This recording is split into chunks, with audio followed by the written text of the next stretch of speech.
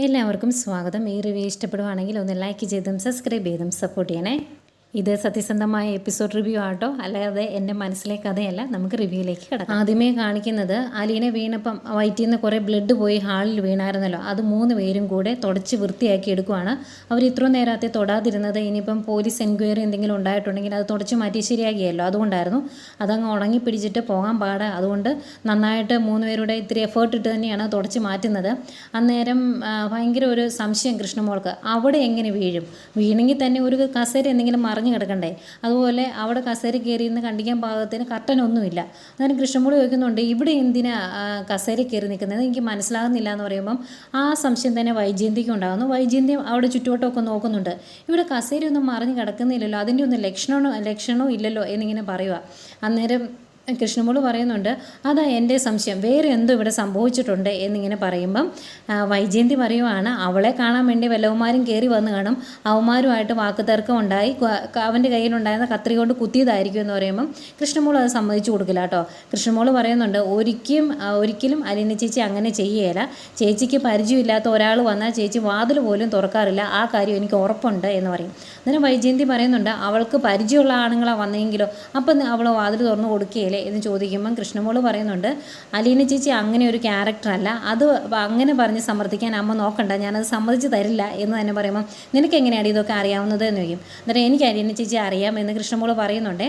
അത് കഴിഞ്ഞ് കൃഷ്ണ ഒരു സംശയം പറയുവാണ്, അമ്മ ഇവിടെ വേറെ എന്തോ സംഭവിച്ചിട്ടുണ്ട്, മിക്കവാറും അലീന ചേച്ചിക്ക് അറിയാവുന്ന ആരെങ്കിലും തന്നെ ആയിരിക്കും വന്നതെന്ന് പറയുമ്പം വേറെ ആരാ, അവളെ അറിയാവുന്ന ആരുണ്ടെന്നാണ് നീ പറയുന്നത് എന്ന് ചോദിക്കും. അന്നേരം കൃഷ്ണ പറയുവാണ്, അല്ല ഇങ്ങോട്ട് വന്നത് രോഹിത്തേട്ടനാണെങ്കിൽ വാതിൽ തുറന്ന് കൊടുക്കുകയല്ലേ എന്ന് ചോദിക്കും. വൈജയന്തി തിരിച്ചു നോക്കി, നീ എന്താ ഈ പറഞ്ഞു വരുന്നത്? രോഹിത്ത് ഇവിടെ വന്ന് അവളുടെ വയറിന് കത്രികയെടുത്ത് കുത്തിയെന്നാണോ നീ പറഞ്ഞു വരുന്നതെന്ന് ചോദിക്കുമ്പം അങ്ങനെയല്ല, രോഹിത്തേട്ടന് നല്ല ദേഷ്യം ഉണ്ടായിരുന്നു അലീന ചേച്ചിയോട് ആ റൂബിയുടെ കേസിൽ, അതുകൊണ്ട് ആ രീതിയിൽ എന്തെങ്കിലും ദേഷ്യം തീർത്തതാണോ എന്ന് എനിക്ക് സംശയമുണ്ട് എന്ന് പറയും.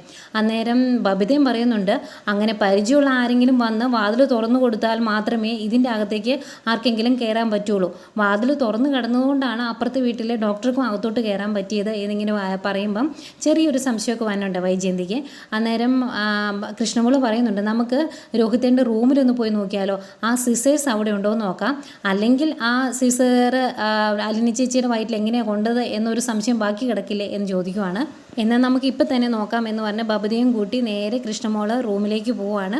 ആ റൂമിലേക്ക് ഇവർ പോകുമ്പം ചെറിയ സംശയമൊക്കെ വരുന്നുണ്ട് കേട്ടോ വൈജയന്തിക്ക്. ഏതായാലും അവർ റൂമിലേക്ക് ചെല്ലുന്നു. റൂമിൽ അവർ ആ ടേബിളിലേക്ക് അലീന പോയി വീണപ്പോൾ ഉള്ള ആ അലങ്കോലമായിട്ട് കിടന്നില്ലേ, എല്ലാം ടേബിൾ ലാമ്പൊക്കെ മറിഞ്ഞ് ചാടി ആ ഒരു അവസ്ഥയിൽ തന്നെ കിടക്കുന്നത്.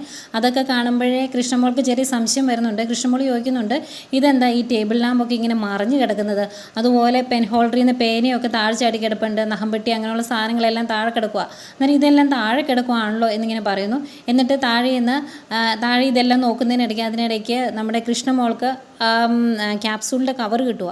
അതുകൊണ്ട് ബബിതയെ കാണിക്കുന്നിട്ട് ഇതെന്താ ചേച്ചി എന്ന് ചോദിക്കുമ്പോൾ ഇതൊരു ക്യാപ്സൂളിൻ്റെ കവറല്ലേ എന്നിങ്ങനെ പറയുവാണ്. എന്നിട്ട് മൊത്തത്തിൽ ഇങ്ങനെ നോക്കിയിട്ട് ബബിത പറയുക, എന്തോ ഒരു പന്തികേട് നിനക്ക് ഫീൽ ചെയ്യുന്നില്ലേ എന്ന് കൃഷ്ണമോളോട് ചോദിക്കും. അതുപോലെ അവർ ജ്യൂസ് കുടിച്ച് ഗ്ലാസ് അവിടെ ഇരിപ്പുണ്ടല്ലോ, ആ ഗ്ലാസ് നല്ല കഴുകി വൃത്തിയാക്കി വെച്ചേക്കുക. അന്നേരവും ബബിത പറയുന്നുണ്ട്, ഒന്നെങ്കിൽ നാരങ്ങ വെള്ളമോ ജ്യൂസോ എന്തെങ്കിലും കൊടുത്ത ഗ്ലാസ് ആയിരിക്കും, ആ ഗ്ലാസ് നല്ല കഴുകി വൃത്തിയാക്കി വെച്ചേക്കുക. ഗ്ലാസ് കഴുകുന്ന ശീലം രോഹിത്തിനില്ല, അപ്പോൾ പിന്നെ ആര് കഴുകി വെച്ചു എന്നൊക്കെ ഇവര് പരസ്പരം പറയുന്നുണ്ട്. ഏതായാലും ഇത്രയൊക്കെ ആകുമ്പോഴേക്കും എല്ലാം അലങ്കോലമായിട്ട് കിടക്കുന്നു, ഇങ്ങനെ കുറച്ച് കാര്യങ്ങളൊക്കെ കാണുന്നു.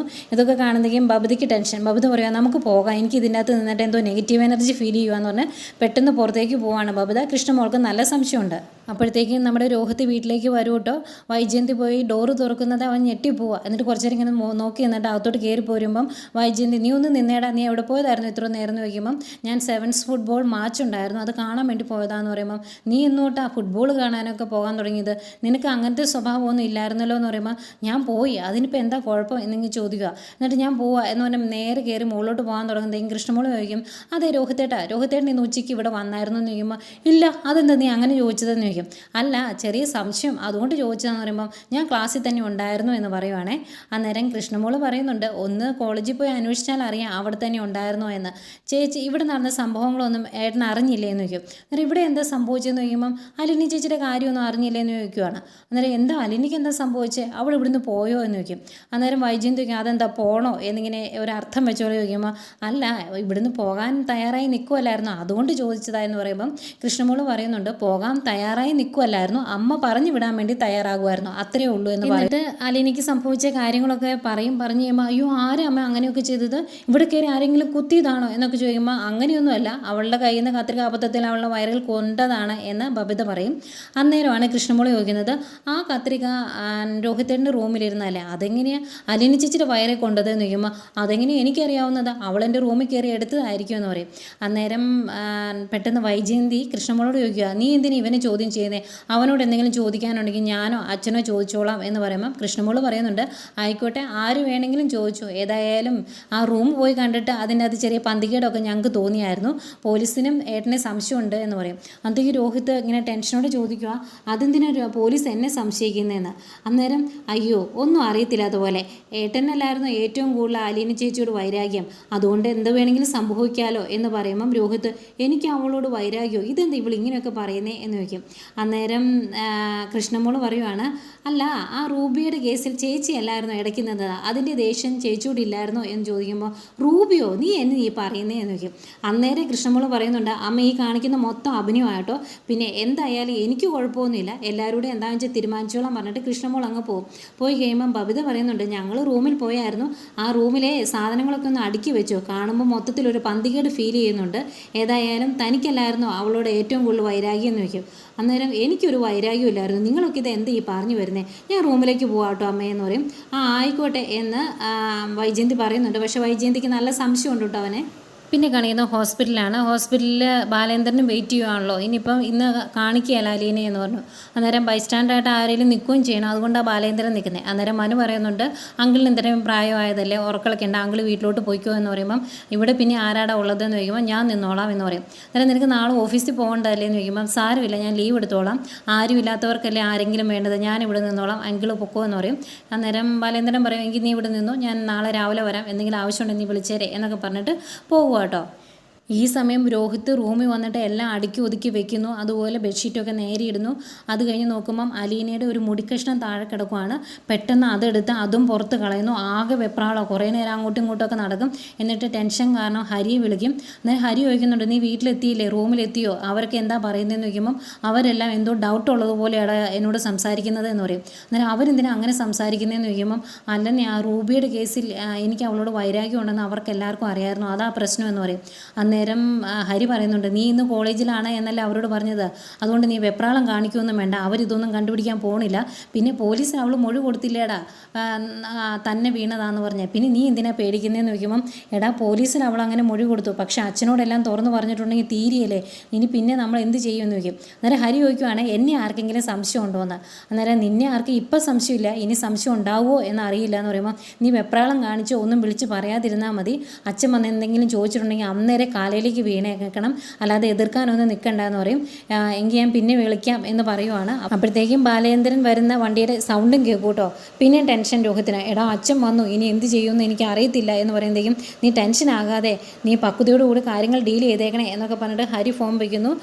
അതുപോലെ രോഹിത്തിന് ടെൻഷൻ കാരണം ഇടയ്ക്കൊക്കെ വാതിലിൽ ജനലിക്കൂടെ പുറത്തേക്ക് നോക്കുന്നുണ്ട്, പേടിച്ച് വിറച്ചിരിക്കും ആശാന്. പിന്നെ നമ്മുടെ മനുവിനെ കാണിക്കുന്നുണ്ട്. മനുവിൻ്റെ സംശയങ്ങൾ മാറിയിട്ടില്ല, അലീന അങ്ങനെ തന്നെ വീഴില്ല എന്ന് തന്നെയാണ് മനുവിൻ്റെ മനസ്സിൽ. അതുകൊണ്ട് ഡോക്ടർ ശർമ്മയോട് സംസാരിക്കുന്നുണ്ട്. മനു ശർമ്മയോട് ചോദിക്കുവാണ് അലീന കസേരയിൽ നിന്ന് വീണതാണെങ്കിൽ ശരീരത്തിൽ എവിടെയെങ്കിലും ഒരു ചതവെങ്കിലും കാണുമല്ലോ, മുറിവില്ലെങ്കിലും, അങ്ങനെ എന്തെങ്കിലും ഉണ്ടോ എന്ന് ചോദിക്കും.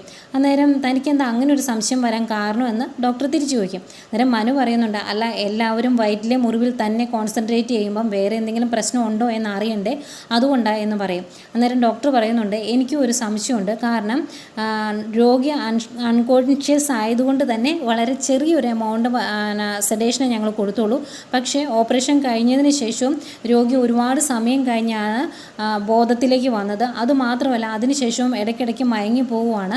അങ്ങനെ വരണമെങ്കിൽ ഒരു കാരണമേ ഉള്ളൂ, ഒന്നെങ്കിൽ വലിയ എമൗണ്ടിൽ ഓർക്കുഗുളിക അകത്ത് ചെന്നിട്ടുണ്ടായിരിക്കണം, അല്ലെങ്കിൽ മയക്കുമരുന്ന്, ഇതിലേതെങ്കിലും ഒരു സാധ്യതയുണ്ട് എന്ന് പറയുമ്പം മനു പറയുന്നുണ്ട് അലീന ഒരിക്കലും മയക്കുമരുന്ന് ഉപയോഗിക്കുന്ന ആളല്ല, മയക്കുമരുന്ന് എന്താണെന്ന് പോലും അവൾക്കറിയത്തില്ല, അതുപോലെ ഓർക്കുഗുളികയും അവൾ യൂസ് ചെയ്യാറില്ലായിരുന്നു എന്ന്. അന്നേരം ഡോക്ടർ ഡോക്ടർ പറയുന്നുണ്ട് എങ്കിൽ മറ്റെന്തോ സംഭവിച്ചിട്ടുണ്ട് എന്ന്. പിന്നെ ഡോക്ടറിന് വീട്ടിൽ പോകാൻ സമയമായതുകൊണ്ട് ഞാൻ ഇന്ന് ലേറ്റ് ആയാണ് ഇറങ്ങിയത്, നാളെ കാണാം എന്ന് പറഞ്ഞ് ഡോക്ടർ പോകും.